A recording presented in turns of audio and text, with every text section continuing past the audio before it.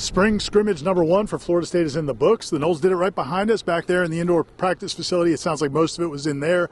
They also did some work outside, but over 100 plays, depending on the... I think it was right at 100 plays. Roughly 110, 20 plays. I think it was right at 100 plays. You have 100 plus 120 plays or whatever it was. Depending on the estimates. Yeah. There's one report it might be over 110 or 120, I guess, with special teams. Gus Malzahn said it was 100 plays, 60 running, 40 passing.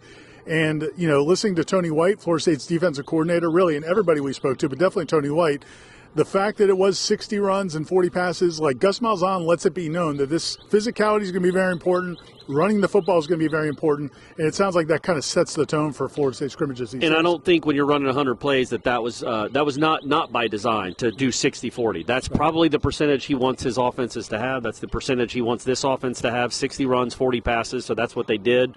Yeah, man, you know, I asked multiple questions about this because there was a lot of things lacking last year, Ira, including wins. Wins was a big one. But physicality, it just wasn't there on either side of the ball. They were not strong. They were not tough. They were not, at least they weren't tough compared to the teams they were playing. They got pushed around a lot at both sides of the ball. So that is an emphasis, and it is obviously an emphasis. You know, Tony White talking about the, physical domination period and null speed period. They said they start every practice with dominant contact and null speed. It's like the focus of the early drills, and then they emphasize it throughout the rest of the practice. Yeah, and then it sounds like it was absolutely emphasized today in a scrimmage. Like they're not screwing around out there. They're playing football. And that can only mean good things. It might mean some more bumps and bruises along the way, man, but it's football. It's supposed to be tough and hard. And it just sounds like the way that Malzahn, Norvell, and Tony White all talked today, and I would stress to everyone to go watch those videos, they are playing and trying to find and play with a different mindset. Yeah, no question. I think the thing about, I thought the defensive coaches are always pushing that. I mean, Adam Fuller pushed that. You know, obviously, Mickey Andrews pushed that. Harlan Barnett.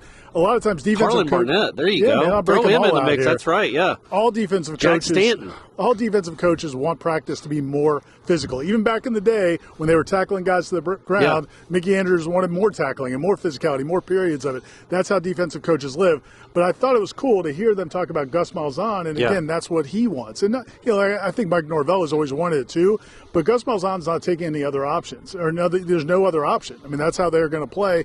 I thought, the other thing that, him talking about learning from his players, he said, Gus Malzahn said, learn more from his players today in one scrimmage than he had in the first 5 practices, not just about how they perform when it's kind of game situations, but how they respond, when a bad play happens. And really, I guess that was kind of an emphasis on both sides of the ball. Yeah, and so Tony White talked about, I don't know who the player was, but they had a big play, like a 40, 50, 60-yard play, but Elijah Herring chased him down at the 10-yard line, and he goes, that's what we've been trying to stress. The very next play, Earl Little takes a tip pass and goes 90 yards for a pick 6 because Elijah Herring went and chased him down. In a scrimmage, Elijah Herring's played 1 million plays of football. It's a scrimmage in March, and he knows he's probably going to play a lot of football this year, but for him to go make that play, setting up a touchdown the other way, again, that speaks volumes. That's a great teaching moment, as Tony White kept bringing up over and over again, the teaching moments of that. And I just think he talked about, he gets really into specifics about, he said Jabril Rawls in Thursday's practice had a play where he should have made an interception, but it went through his hands for a touchdown, and then it kind of bothered him for the next. Probably could have been a pick 6. Yeah, and he said it bothered him for the next, few plays, and he went and said, "Man, you got to flush it. You're an NFL DB. You got to go flush that and go make plays." And he said that carried over for that practice and the rest of the day. He mentioned Darrell Jackson going through the same thing. Like, they're figuring out the reasons why they're doing things. And he said Darrell Jackson specifically in red zone on Thursday didn't play a play correctly, and they gave up a touchdown. This time he did exactly what he was supposed to do, and it was a 5-yard loss in the backfield. So that's the kind of teaching moments he's talking about. And physicality, Ira. You mentioned the bumps and bruises that come with physicality. There have been some. Mike Norvell said that a few guys go down today in the scrimmage, but nothing serious that they don't think. And, that's huge. Anytime you can get out of the scrimmage without any major injuries. And, again, they haven't had any season-ending injuries yet so far. They've had some guys who are going to be out for the spring. offensively, just it sounds like the running game had some really nice plays. Mike Norvell talked about some running lanes that were open. Roydell Williams, Jalen Lucas. Said Jalen Lucas had a big touchdown. Mentioned Sam Singleton. Also, Elijah Moore had a long touchdown pass. I think that was from Kevin Sperry, the true freshman quarterback. Along with shout out to walk-on Willie Suarez. Who always makes plays. Old 8-2, man. I was always making plays. And then Deuce Robinson had a big play in a one-on-one. I don't know if it was a jump ball or just a one-on-one throw, but he made a really big play earlier in practice too. Again, people want to hear that too. Yeah. If physicality is great and you want to be able to run the ball, they're probably going to be able to run the ball. Certainly better than last year, but you also want to make plays downfield, and it sounded like the offense did make some plays downfield today. Yeah, and they when they're talking about the offense, the quarterbacks, it sounds like they all are getting opportunities. Listen, Mike Norvell and Gus Malzahn, they really love Kevin Sperry, the freshman quarterback, but I don't think we need to get it twisted. I thought it was interesting when Tony White talked about Gus in the offense. He put Tommy's name in there. Mm-hmm. I thought, didn't he? Yeah, maybe you might have been hearing things, but he thought he said. I mean, it was basically go run the tape back. When a team believes, when an offensive side or the defense side, they believe they're better than you are. That's the thing that's hard to overcome. You know what I mean? And so you can see that attitude that's starting to take shape over there with Tommy and Coach Malzahn and his staff, and it's fun to watch. Iron sharpens iron, right? Impression I got from listen, it's Tommy Castellanos. It's his job to lose. Somebody's got to take that away. Brock Glenn has gotten a lot of praise this preseason or this spring. Kevin Sperry, the freshman, has gotten a lot of praise as well.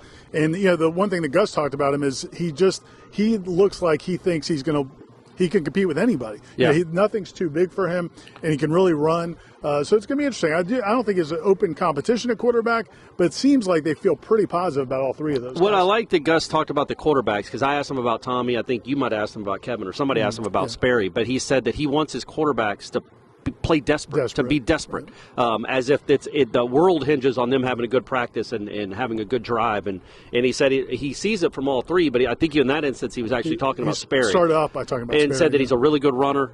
He has not been overwhelmed. Again, I don't think this kid's probably going to play a ton in 2025 as a true freshman, but it's good for down the road because, as we all know, this program hasn't signed a lot of quarterbacks that have stayed here. It's not been the cradle for developing young quarterbacks. So that's a good start. 6 practices in that his coaches are talking him up the way they are. And I think with Malzahn, just again, I can't emphasize enough like how much he knows what he's doing. He knows what he's doing. He knows what it's supposed to look like. He's never going to overwhelm you with praise.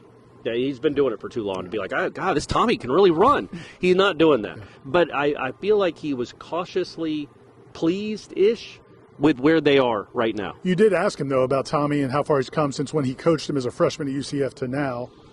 What did he tell you? Do you remember? Were you listening? Were you there? Yeah. I thought that was a segue for you to talk. Oh, okay, back to me. Yeah. He said that, yeah. Well, that's right, but we all heard it. I would say that what he said was that it's been 3 years since he ran this offense, but he says so he's still learning it, but he's still having to learn it back a little bit. But he carries himself like a guy that started 2 years of college football, which is important because he does, and he did. And so, again, I would be very surprised if he's not the starter. I think it was Tony White talking about – no, it was Malzahn talking about Castellanos saying, man, he makes some plays now. He can create some things. And I just think that's something that you probably don't even get a sense of in the scrimmage. He's not probably doing a lot of scrambling 40-yard runs. But that's going to be in the playbook this year. Maybe not in the playbook. It's going to be a reality for Florida State offense is that guy's legs. As far as the offensive line goes, Gus Malzahn loves Luke Pettibone. Luke loves him. I'm going to get that by the time the season starts. Gus loves him at center. It sounds like he's just really just very bright. Yeah. Understands everything they need for the center on the offensive line. The quarterback of the offensive line. Yeah, and Mike Norvell seemed pretty happy with some of the running lanes that were developed. They didn't talk too much about pass protection, so we don't know. One other thing, just pigging back on Gus not giving false praise, I thought his answer about Tony White was pretty strong. He went out of his way to say that, listen, man, I've gone up against a lot of defensive coordinators and a lot of different schemes because that guy has all the answers. And so, again, it was just another voice of confidence because, again, we're not out there. We're not seeing it. Fans, you guys are watching this. You don't know what this defense is going to look like. But I think it's good to hear Gus Malzahn talk about the way. And just when we talked to Tony White, echoing what you said, watch the video. I mean, those guys – they've got two really sharp coordinators. Yeah, and Tony White was very, very high in his praise of Malzahn, too, saying he's the best coach in America or the best coordinator in America. He's having to go up against that every day. And, we'll go back to how we started this. He said that Malzahn, I think, told the entire team, but either before the practice, I think before spring practice even started, it's going to be more physical than you're used to. So get ready for it. And you get the sense that they are really hitting. They're not maybe not bringing them to the ground much, but they are thudding and hitting and impacting people on both sides of the ball, because it was lacking so much last year. But I think when you hear Tony White talk, you can't help but get excited about maybe how good this defense could be. Now, it's just words. We haven't seen it. But he is very sharp, as you've said. He says all the right things about physicality and attacking. Norvell even said that, because we asked him about Tony White's defense, maybe creating turnovers or just being hard to prepare for. He goes, we like the attacking style. But he goes, it means more than just schematically. The way they play is attacking, as in they push people backwards, that kind of thing. And I think that's a lot. We haven't seen it yet because we haven't watched it, but I feel like that's going to be something that obviously had to be drastically changed. And it sounds like these two guys, that's almost like their first order of business. Play like a Florida State football team's supposed to play. Last thing, we didn't talk to John Papuchis, special teams coordinator, but the other day, JP's got to be crushed by that. John, that was not our choice. We requested it. We requested it. The Mike Norvell the other day was really complimentary about Mac Chimento, the new punter. Said he's had some of the incredible punts. He used the term monstrous. I've never heard that. Monstrous is incredible. And then I heard today, talking to somebody who was at the scrimmage, that Jake Weinberg's leg is super impressive as well. Monstrous. So we'll have more coverage at warchant.com. Go watch these videos, as Corey said, because you'll hear directly from them. They talk about individual players a lot and who stood out. And we'll have more coverage at warchant.com. So stay with us.